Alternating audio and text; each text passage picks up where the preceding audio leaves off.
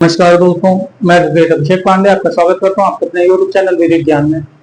दोस्तों, आज का हमारा वीडियो बीएनएस की धारा 115(2), 351(2), 352 बीएनएस से संबंधित है कि अगर किसी भी व्यक्ति के ऊपर इन धाराओं के तहत मुकदमा अगर हो गया है तो किस प्रकार से सुलह समझौता किया जा सकता है, किस प्रकार से इस मुकदमे से बचा जा सकता है। वीडियो स्टार्ट करने से पहले अगर अभी तक आपने हमारे चैनल को सब्सक्राइब नहीं किया, चैनल को सब्सक्राइब जरूर कर ले। वीडियो अच्छा लगे तो वीडियो को लाइक जरूर करिएगा। चलिए फिर वीडियो स्टार्ट करते हैं। सबसे पहले हम समझते हैं कि 115(2), 351(2), 352 होता क्या है। तो 115(2) मामूली मारपीट से संबंधित धारा है। 351(2) मामूली धमकी से संबंधित धारा है।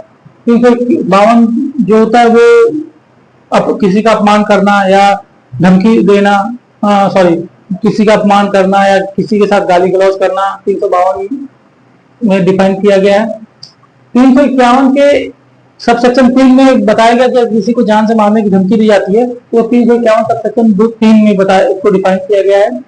अब हम समझते हैं कि बीएनएस और बीएनएसएस में किस प्रकार के अपराध को समझौता योग्य माना गया है या किन अपराधों को समझौता योग्य नहीं माना गया है। तो बीएनएस में अच्छे तरीके से इसको डिफाइन किया गया है कि कौन कौन से अपराध समझौता योग्य है और कौन कौन से अपराध समझौता योग्य नहीं है।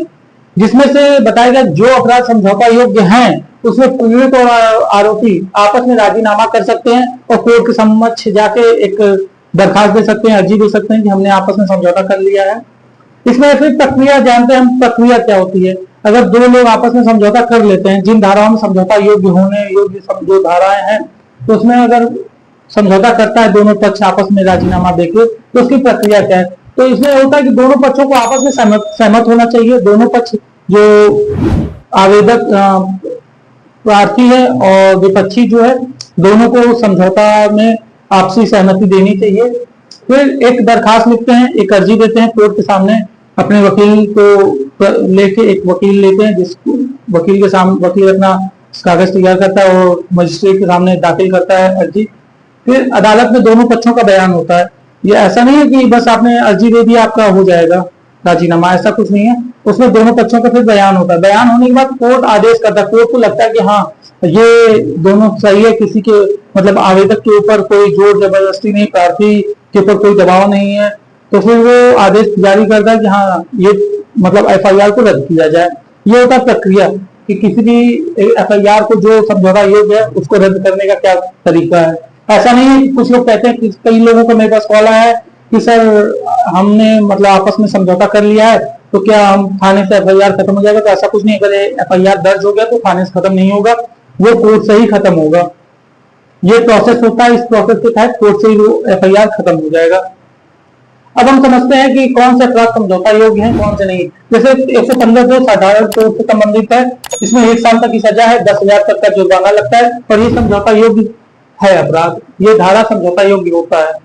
351(2) जो होता है वो धमकी देने का होता है, धमकी दी जाती है उसको डिफाइन किया गया है। इसमें 2 साल तक की सजा है और जुर्माना भी लगाया जा सकता है। जुर्माना कोर्ट अपने ऊपर अपने हिसाब से डिसाइड करती है कि कितना जुर्माना लगाया जा सकता है और ये समझौता योग्य अपराध होता है। उसके बाद होता है कि 351(3) जान से मारने की धमकी दी जाती है, अर्थात किसी भी व्यक्ति को खतरनाक धमकी जो दी जाती है, जान से मारने की, एसिड अटैक की धमकी या जलाने की धमकी, किसी भी प्रकार से गंभीर धमकी अगर दी जाती है इसमें 7 साल तक की सजा होती है। 2 साल से 7 साल तक के बीच की सजा हो सकती है और ये समझौता योग्य अपराध नहीं कहलाता।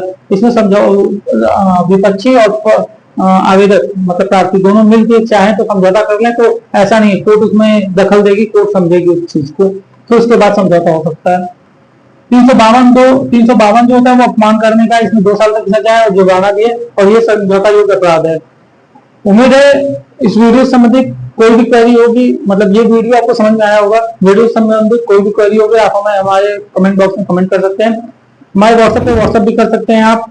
और कॉल करने के लिए मतलब कॉल हमारे पास काफी ज्यादा आता है लोगों का, इसलिए हमने अब लगा दिया उसमें एक फीस, नॉमिनल फीस है 200 रुपए। 200 रुपए आप हमें पेमेंट करेंगे हमारे QR कोड पे, फोन पे नंबर आपको डिस्क्रिप्शन में मिल जाएगा। उसके बाद आप पेमेंट करने के बाद स्क्रीनशॉट हमारे व्हाट्सएप नंबर पे शेयर करेंगे। उसके बाद हमारी टीम आपको रिटर्न कॉल करेगी और आपको जो भी क्वेरी हो आप उनसे पूछ सकते हैं। धन्यवाद।